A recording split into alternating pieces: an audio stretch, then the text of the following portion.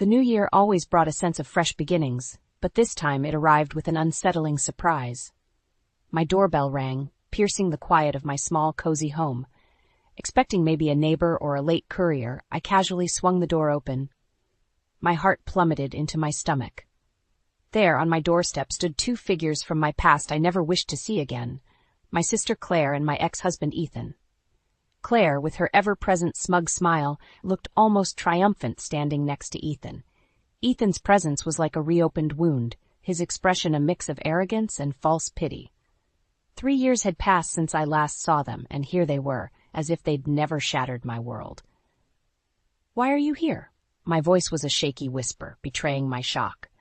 Claire's laughter was like nails on a chalkboard. "Oh, look, Ethan, she's speechless. What's wrong, Anna? Not happy to see your dear sister and loving ex-husband?" Ethan leaned against the door frame, his gaze scanning the room behind me. "Yeah, Anna, we just thought we'd pay a visit, see how the old place is holding up without us."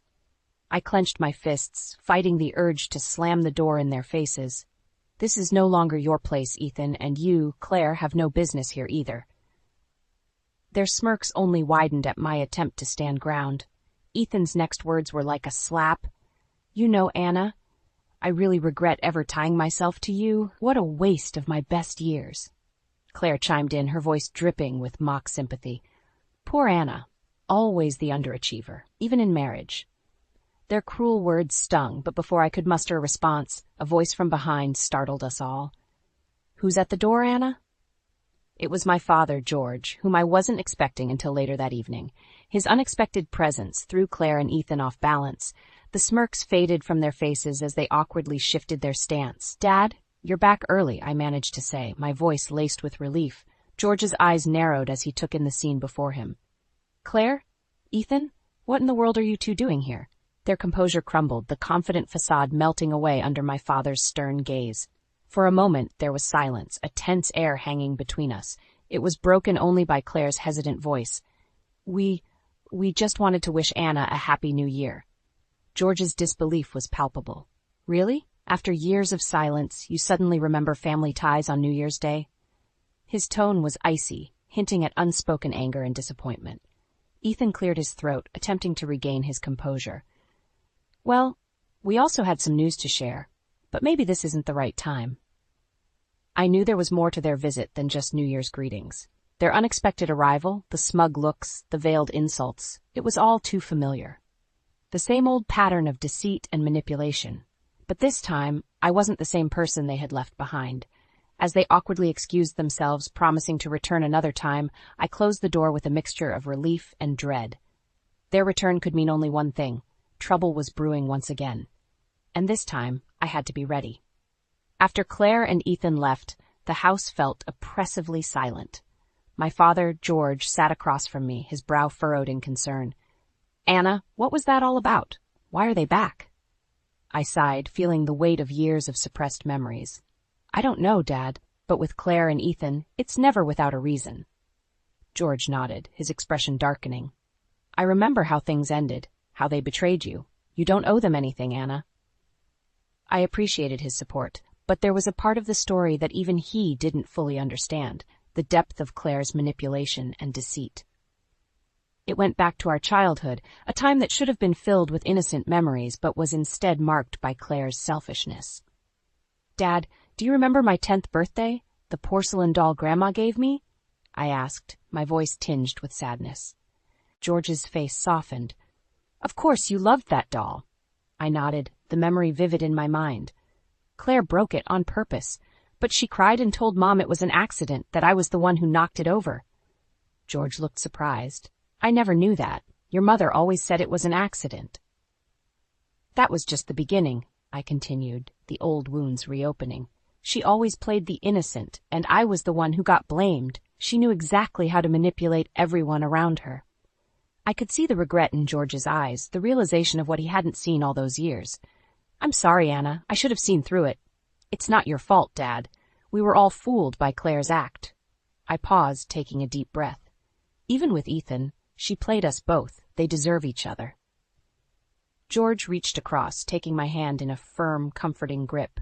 "What matters is that you're free from their toxicity now." Don't let them drag you back into their drama. I nodded, trying to muster a smile. The conversation with my father made it clear that the past wasn't as buried as I had hoped. Claire and Ethan's return wasn't just a simple visit. It was a harbinger of more turmoil to come. That night, sleep eluded me. The memories of Claire's manipulations, the way she had always outshone me in our parents' eyes, the way she'd effortlessly charmed Ethan away from me. It all swirled in my mind.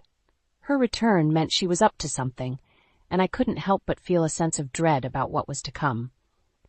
But amidst the turmoil of thoughts, a determined resolve began to form. I wouldn't be the passive victim this time.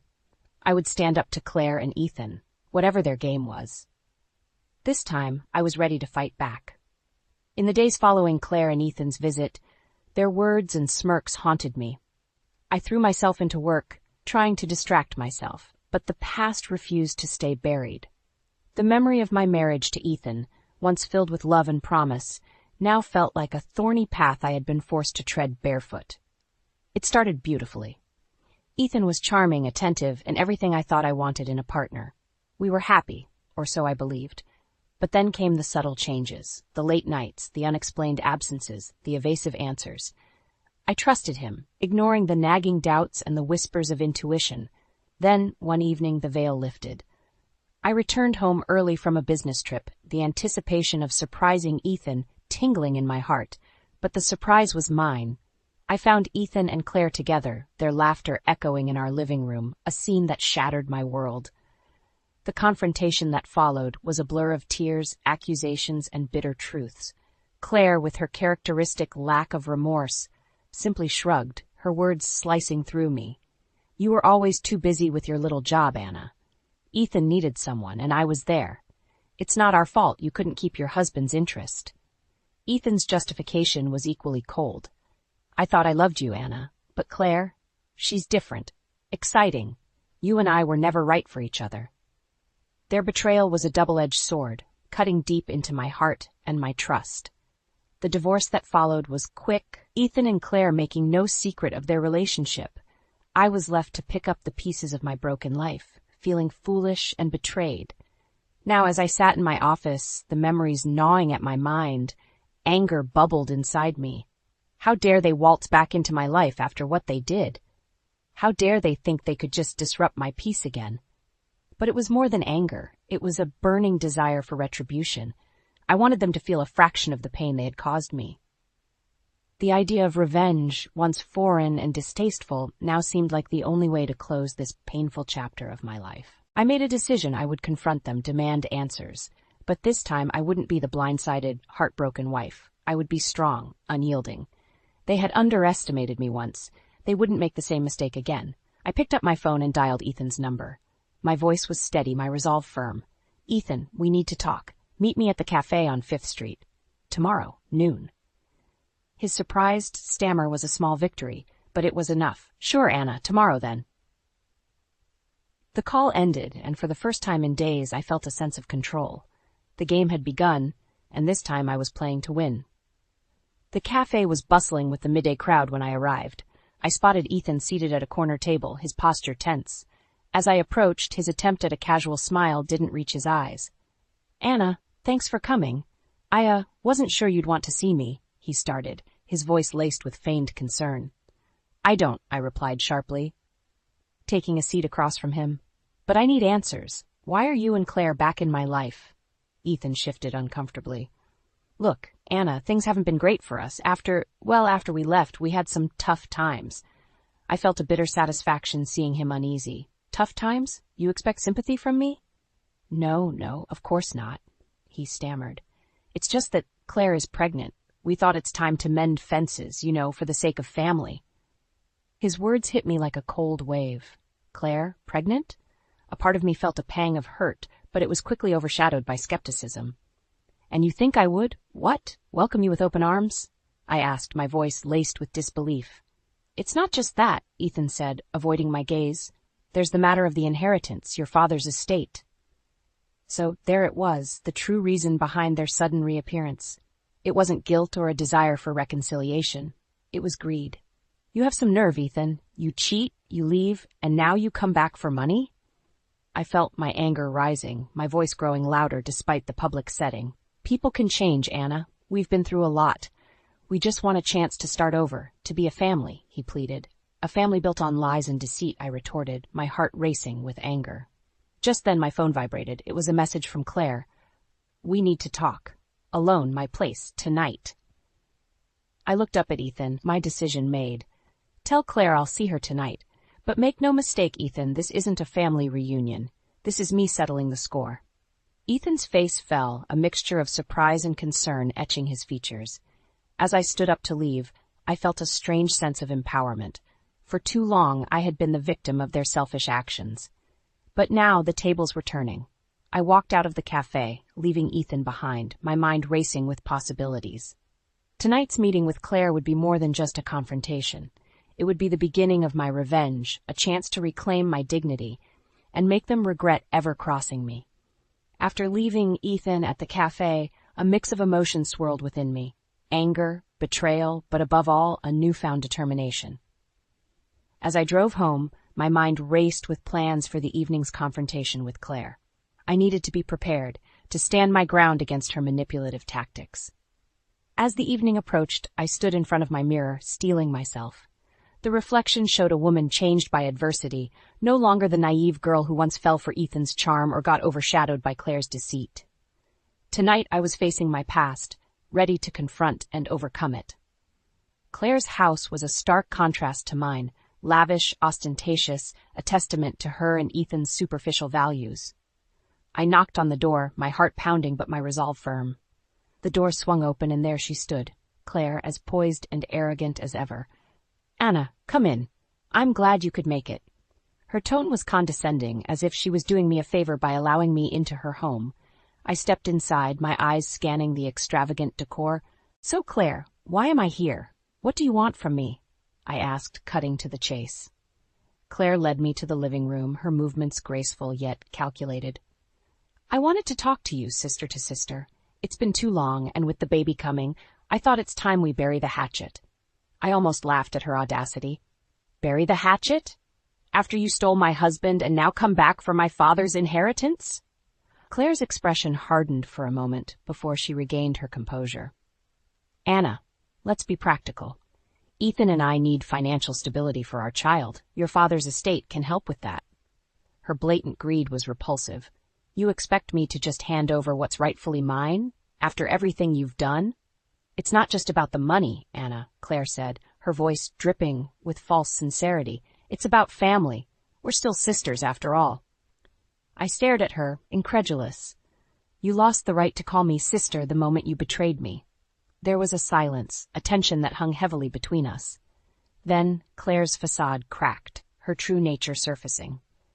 Fine. If you're going to be selfish about it, then let's talk legalities. You know Dad's will favors the first grandchild. My baby will ensure Ethan and I get the inheritance. Her words hit me like a physical blow. This was her game, to use her pregnancy as leverage, to manipulate our father's will in her favor. You're unbelievable, Claire. You think you can just manipulate everyone and everything to your liking, but not this time. I won't let you. My voice was firm, unyielding. Claire smirked, a cold, calculating look in her eyes. We'll see, Anna. We'll see how long you can keep up this righteous act. I turned to leave, my mind reeling from Claire's callousness. As I drove away from her house, a plan began to form in my mind. Claire and Ethan were playing a dangerous game, but now I knew the rules. It was time for them to learn that I was no longer the passive player in their twisted game. The days following my encounter with Claire were spent in a state of heightened alertness, preparing for the inevitable legal battle over my father's estate. I sought legal counsel, determined to protect what was rightfully mine and my father's legacy from Claire and Ethan's greedy clutches. As I delved deeper into the legal intricacies, a piece of shocking news reached me. Ethan's business, the one he had started with such bravado, had collapsed. They were drowning in debt, their lavish lifestyle unsustainable. This revelation shed new light on their sudden reappearance and desperation for the inheritance. I met with my lawyer, a sharp-witted woman named Miss Harper, to discuss our strategy. They're cornered financially and legally, she said, scanning the documents.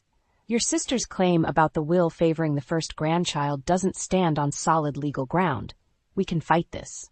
Her confidence was reassuring, but I knew Claire and Ethan wouldn't give up easily. They were like cornered animals, unpredictable and dangerous. My resolve was tested sooner than expected. One evening, as I returned home from work, I found Claire waiting on my doorstep, her expression a mix of defiance and desperation. "Anna, we need to talk," she said, her voice uncharacteristically shaky. I eyed her warily. "I have nothing to say to you, Claire. This matter is now in the hands of lawyers." She stepped forward, blocking my path. "Please, Anna, I'm not pregnant. It was a lie, a stupid plan Ethan and I concocted to sway Dad's will in our favor." Her confession, though shocking, didn't surprise me. It was just another deceit in their long list of manipulations. "So, all this time you've been lying. What now, Claire? Ready to admit defeat?" I asked, my voice cold. Claire's eyes welled up with tears, but they didn't move me. "I don't know what to do. Ethan's business is ruined. We're losing everything. I need your help, Anna." Her plea for help after all the pain she had caused was almost laughable. "You want my help? After everything you've done? You really are delusional." She grabbed my arm, desperation in her grasp. "Please, Anna, I'm your sister. Remember how we used to be before all this?" I pulled away, her touch repulsive to me. "The sister I knew died the moment you betrayed me. You made your choice, Claire. Now live with it." Leaving Claire standing alone, I entered my house, closing the door on her and our shared past. The sense of finality was liberating. I was no longer bound by the chains of our toxic relationship.